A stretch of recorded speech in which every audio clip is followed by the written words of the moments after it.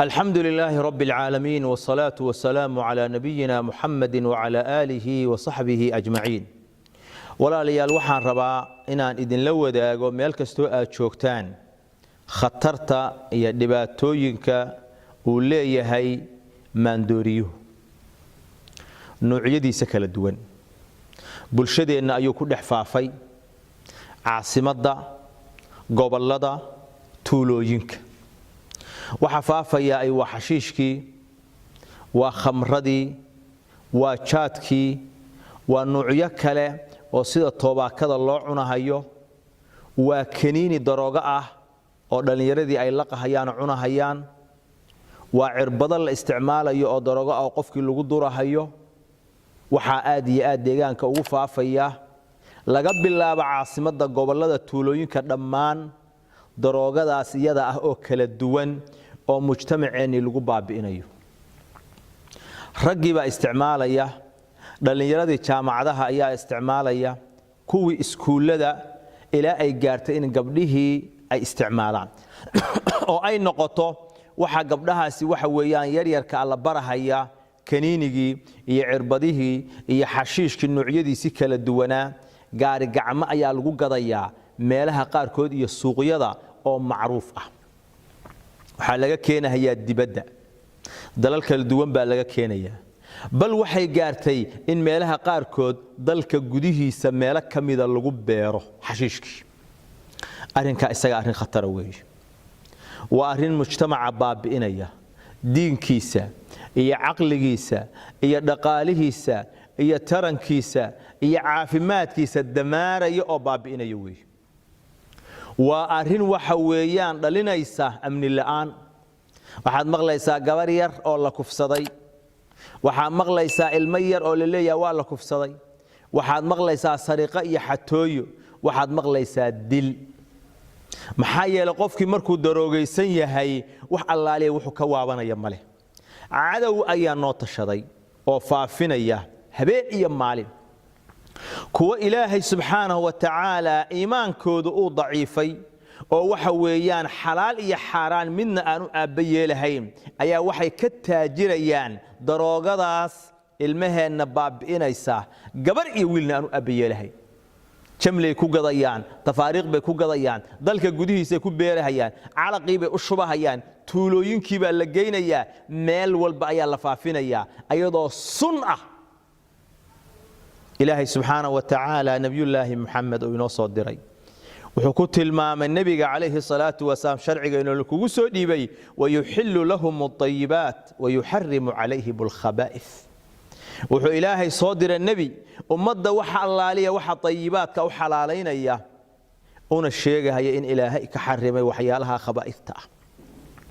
noocyadaas waxa keena daroogada dadku inay daroogada ku bataan oo habeen iyo maalin dhalinyaradu ay ku fitnoodo afar arimood ba ugu waaweyn ee ugu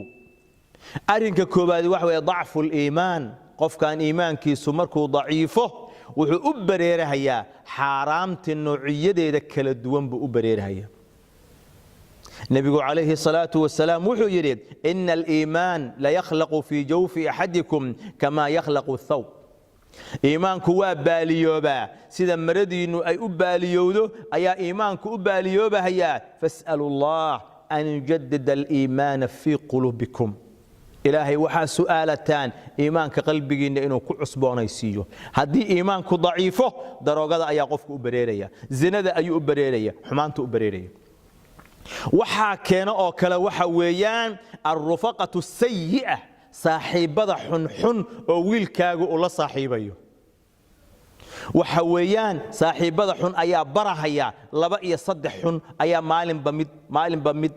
mid barahaya saaxiibada xun dhibaatada ay leeyihiin kamid tahay walidaalika nabigeenu wuxuu yiri ahad alayhi salatu wasalaam almar'u ala diini khalili falyanzur ahadukum man yukhalil qofku wuxuu ku sugan yahay diinta saaxiibkiis ayuu haystaa ee ha eego qofku cid uu la saaxiibayo hadii wiilkaaga iyo gabadhaadu dad xun ay la saaxiibaan daroogada iyo xumaanta ka baraya arinka saddexaad oo keena daroogadaas in dhalinyaradu ay ku daadato waxa weeyaan al faraaq qofkii oo jaanis firaaqa hela uunan shaqaysanahayn diin uusan baranahayn adduunyo uusan baranahayn guriga uu iska fadhiyo shaqo la'aan uu yahay meel uu dhaqaaqa aan garanahayn asbaabaha keena ayay ka mid tahay dhalinyaradu waxa daroogada barashadooda inay ku fakaraan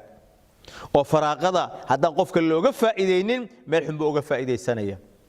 arrinka afraad waxa weeyaan oo in dhalinyaradu ay aad iyo aad ugu daataan keena waxa weeyaan dareenkii waalidka iyo mas'uuliyaddii aabbayaal iyo hooyooyinka laga rabay inay la yimaadaan ayaa meesha ka baxday wiilkii waa baxay wax alla wuxuu ku maqan yahay lama yaqaan cidda uu la socdo lama yaqaan meelaha uu fariista lama yaqaan masaajidda lagama helo dugsiyada quraanka lagama helo xalaqaadka cilmiga ma joogo dukaan uu ka shaqeynayo male meel uu tacliim u aadayo male saakaybuu baxay qaduu u soo doontay casirkiibuu baxay habeenkii 6 saac guriga la xiru darbiyada ka soo booday aabba dhihi mahayo wiilku xagee ku maqan yahay gabadhii way baxaysaa meel kastay wareegaysaa hooyo dhihi mayso gabadhii aaway dariskaana aaday bay leedahay gabadhan wax la soo akhrisanayaa bay leedahay saaxiibtay baan aaday meel baan u raacay la dhihi mahayo meeshu maxay tahay la isweydiin mahayo mas'uuliyaddii aabbayaal iyo hooyooyin ilmahooda ka saarnayd oo ay dayaceen waxay fududaysay habeen iyo maalin inaan arkayno dhalinyaro dhacdhacaysa oo koombooyin sita oo daroogada cabahaya oo dariiqyada taagan ayay keentay arrinka isaga walaalayaal waalidka waxaan leeyahay ilaahay ka baqa ilaahay awlaad buu idinku arsaaqay awlaadda khayr kula didaala haddaa ka rabtaan adduunyada inaad wanaag iyo nolol fiican ay ku noolaadaan idinkana idin baarinimo sameeyaan sidii xoolo soofay waxa weeyaan ha u daynina eeg weydiiya meeshay aadeen dabagal ku sameeya waxa ay ciday la saaxiibeen fiiriya si aad ugu guulaysataan hadday khatar ku jiraan aad khatarta uga badbaadisaan ilaahay ka cabsada oo mas'uuliyad baa idin saaran nabigu yiri kullukum raacin wa kullukum mas'uulun an ra'iyatihi dhalinyarada waxa ku fidnoo waxaan leeyahay walaalayaal caafimaadkiina baa ku baaba'ahaya dhaqaalihiinii baa ku baaba'ahaya akhlaaqdiinii baa ku baaba'aysa diinkiinii ayaa ku baaba'ahaya oo waa min al-kabaa'ir dambiyada waaweyn waxyaalaha noocaas oo xaraamta ah ilaahay ka cabsada oo isdaba qabta oo ilaahay u toobad keena oo saaxiibada xunjara kuwa lagu fitneeyay waxa inay suuqa keenaan oo ka taajiraan waxaan leeyahay ilaahay ka cabsada xoolahaas marka dhimataan la idinka karfani mahayo xaj kama aadi kartaan masaajid kuma dhisan kartaan sadaqa in kaga bixi mayso waxa aad aruurinaysaan oo xaraamta ah dabaqyada aad ka dhisaysaan ilmihiina ayaa ilaahay subxaanahu wa ta'ala idinku ciqaabaya mujtamaca sa u fasaahadiseen oo waxa weeyaan u baabi'iseen ilmihiina ilaahay inuu ka dhiga kuwa xun oo ayaguna baabaa oo waxa weeyaan dhibaato iyo mushkilad aad kala kulantaan ilaahay ka baqa oo rizqiga xalaasha ah mool aliyaalo meel kale ka raadiya oo ilaahay ka baqa oo meel kale ka raadiya waxaan ugu dambayn leeyahay cid kasta oo la dagaalamaysa waxyaalaha daroogada ah oo magaalada ku faafaya haday tahay xashiishka iyo noocyada kale oo khamrada ah hal wargeliyo oo hal gacan siiyo oo meelaha lagu hayo oo lagu sameeynayo darisku ha ka warbixiyeen oo hal la xariireen cid kasta oo baabi'inaysa hal la xariireen ilaahay mujtamaceena hayno badbaadiyo dhalinyaro iyo aabbayaal iyo hooyooyinba ilaahay hayna hanuuniyo masaalixdeena adduunyo aakhirana ilaahay ayna garansiyo wa sallallahu ala nabiyyina muhammad wa ala alihi wa sahbihi ajma'in